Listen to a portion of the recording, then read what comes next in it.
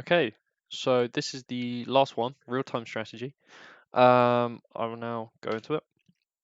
I did use a website as a secondary source for this one. So Quantic Foundry had some charts on the sort of demographics of the players, as I needed sort of a bit of a hand with this one. So first of all, I found that the age of the audience for an RTS is going to be between 20 to 32. It doesn't go into the teens because I've said about this in the past. The teens don't enjoy as much the aspect of planning and strategizing, and more enjoy faster paced games with quick decision making and sort of like a hack and slash. Sometimes getting a bit more into the action. So RTS games being a bit slower. There's a lot more strategy involved rather than sort of quick decisions. It means that the younger audience is going to be not as appealed to as, say, an audience between 20 to 32. The sort of last reason also is because the sort of cognitive ability of players, you sort of peak around sort of 24 years old, and that's when you can make your best decisions. And because these players are going to be between 20 and 32. They're sort of at their peak generally for making decisions, and that's why it doesn't actually go that much older. Because once you sort of go past 32, or the older you get, the poorer some of the decisions you'll be making in these games will be, so you won't get as much enjoyment out of them. Because of the sort of the whole decision making and you getting poorer at decision making, it means that when you get older, like I said, it will just be a lot less effective at appealing to you because you'll find the games more difficult and potentially too difficult to play, so you won't get any enjoyment from them. The psychographic is going to be sort of anything from history to science fiction to fantasy. So it's a bit of a geek or someone deeply interested in history, so maybe someone taking a history course at university, sort of late university, or someone who's now a sort of librarian potentially. It's there's quite a lot of people. There's the general sort of people. It's going to be they they like sort of complex thinking. They like strategizing. They like formulating plans and sort of trying out different things. So they're people who are quite persistent, and that means that the audience is going to be sort of people with a lot of patience and they have a good opinion on learning rather than sort of a poor one and not sort of giving up too quickly. The gender is actually, I've taken this from the website. So the games with the highest percent of male gamers was Total War, Europa Universalis, and Football Manager. And the highest ones for females was City Skylines and Roller Coaster Tycoon. This sort of shows that the strategy and RTS style, which is things like Total War, are going to be more aimed towards male players. Though you are still going to get some female players playing them, but it's more these sort of strategy tycoon games and things like that that are going to be more appealing for the audiences, um, female audiences. Sorry. Also, I can go to sort of StarCraft for this one. You can see within StarCraft there is a sort of this is what's going on right now. So we'll quickly just drop out of this and okay, so continuing. One thing I'd also like to say for gender is that with some of the players and some of the character models, similar to how Diablo for dungeon crawlers, they use quite sort of sexualized female models and very hyper masculine male models. So I'll just quickly go to an example. You can see on this page we have two female characters. One is Kerrigan or the Queen of Blades, the other is Nova. Then we have Jim Raynor, who is a human man, and Artanis. When it comes to Artanis, we'll sort of keep him excluded, but you can see straight away Kerrigan, she's got a very sexualized character model. Even her sort of feet, this is like a high heel. This is very feminine. It's got a very big feminine sort of stereotype, I think, for the character. The same goes with Nova, maybe not so much, but again, she's wearing sort of skin tight clothing, so it's very sexualized. And then Jim Raynor, he's got tattoos, he's quite rugged, beard, facial hair, hyper masculine, very muscular. He's got weapons on him. This is a very male oriented concept, and it sort of enforces the fact that lots of the gamers for this game are going to be male. We'll just go back now. Yeah, so I think the social class is normally going to be D, C2 to B, and that's just because normally the people playing the games are going to be in some sort of further education, and they're going to be able to make these sort of strategies, and they're going to be strategizing a lot more. So it's not going to be so much sort of younger people. It's more going to be people in their 20s who have a level of education, meaning they can strategize and are a bit more intellectual. Going into the narrative of RTS games, they sort of have a campaign mode, and it's sort of a chronological set of decisive battles.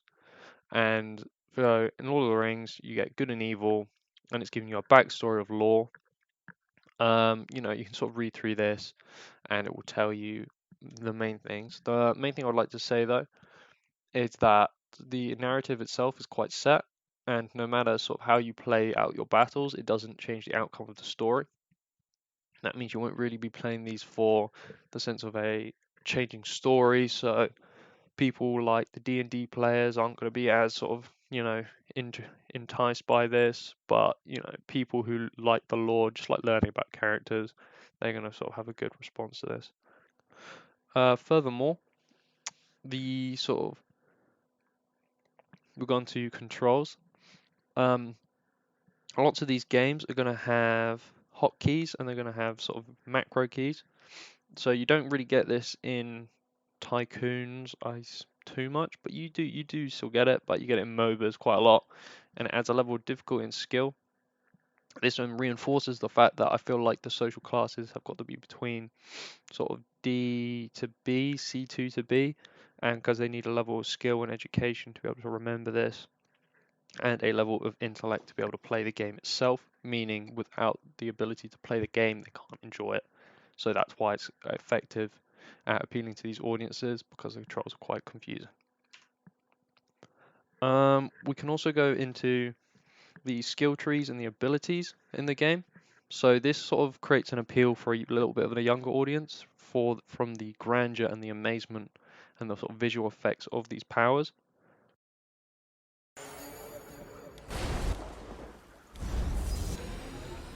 Okay, so continuing more about the skill tree and the powers, you can see in this playthrough these were the powers I was given. So mag mines and precision strike. So they've always got cooldowns, and they've always got quite a big wow factor with them. So we'll quickly have a look. Okay, so we'll take some good examples from down here. You can see the mag mines have now been created, and they have this unique sort of feature. So this is quite a small one, though there are some other examples you can also take for that. So, for example, in Lord of the Rings, you can summon a Balrog. It's big wow factors for these things. So the skill trees and abilities in the games really appeal to that younger audience through these sort of FX and visual effects, because they've got big wow factors, and it really adds more of a sort of a big element to the game and an element of grandeur. Also, the fact that each different faction has different sort of play styles, and the fact that they have different abilities can affect how you play. And this is going to appeal to our target audience because they enjoy the challenge and they enjoy the struggle of the different opponents and styles, because they are quite a little bit more intellectual in that sense. You also get the option of heroes and units. So it was seen in those ones we just looked at. There was a hero unit for the alien race, and that hero had special perks and abilities and was able to buff the units around it, as well as deal more damage and have more health. And it sort of adds a type of flavor to each of the factions, and that more appeals to your personal views and your personal psyche. So that's not so much more the target audience, it more adds different elements within the game, meaning it can appeal to a lot more people. One of the other things we need to talk about is resource management. So we'll go back to StarCraft for that one. Okay, so you can see on the map here we have workers. Now these workers are collecting two types of resource, and this resource is being actively spent by the player to create units, like military units out here. So all of these military units wouldn't have been created if it wasn't for the fact that there was a resource. So this Hostile resource forces management, sighted. Be on alert. The hybrid has drawn most of the power from the temple. Shatter a void sliver. Upgrade complete. so continuing, the way that I've done it is that this resource management allows for you to make military units, and the fact that you now have military units means that you can battle. So without the resources and without the management of resources to military, you wouldn't be able to fight in the battles.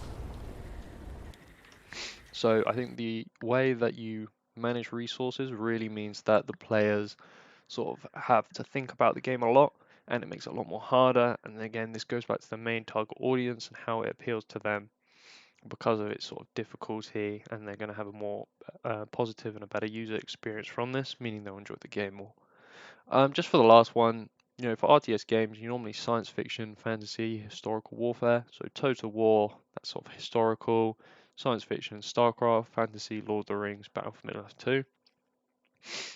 They're appealed to a bit more because the audience is going to be male and a little bit geeky.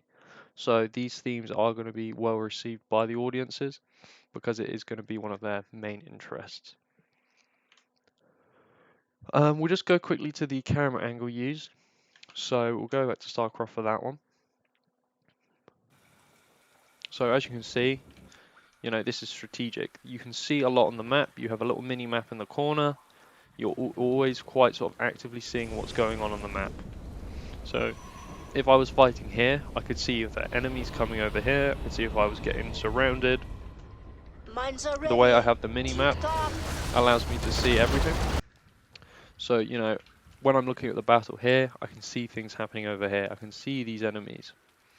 Whereas over, sort of, if I was, say, this close, I'd have no idea what's going on. I wouldn't be able to play because I couldn't see what was happening. So, therefore, the whole sort of use of the multiple positions and the way you have a strategic and a commander's view just makes the game easier to play, and it's very unique to RTS and potentially dungeon crawlers, general sort of strategy games. The only other thing is the fog of war that you can talk about. So here, and basically it means because you can't see it in the game, you're not going to be able to see it sort of with your characters unless you move them over there. This again, it just adds another aspect of difficulty and can appeal to your audience because, especially with this one, they enjoy a challenge, meaning they're going to enjoy the challenge of the fog of war. Sort of to conclude, RTS are quite easy to sort of choose for, so they're going to be older than pre-teens and sort of teens, so they're going to be more 22 to 32, as then this is the age you normally have jobs and you have taken sort of courses and university degrees, meaning you're a little bit more intellectual. So the sort of strategizing and use of macros is going to be quite easy and a little bit more sort of fun for you, rather than someone who's 12 or 13 and is going to struggle with sort of the multi-management, as well as maybe someone who's 60, they may not sort of understand the multi-management within the games. So you have to be young enough to be able to play the games, but if you become sort of too old, it can get very confusing very quickly, as it's one of the least straightforward games to play. So this sort of makes me conclude the audience is men, aged 22 to 32, who have a type of higher education, and sort of this is why they like this genre, just because of its difficulty and sort of the themes and the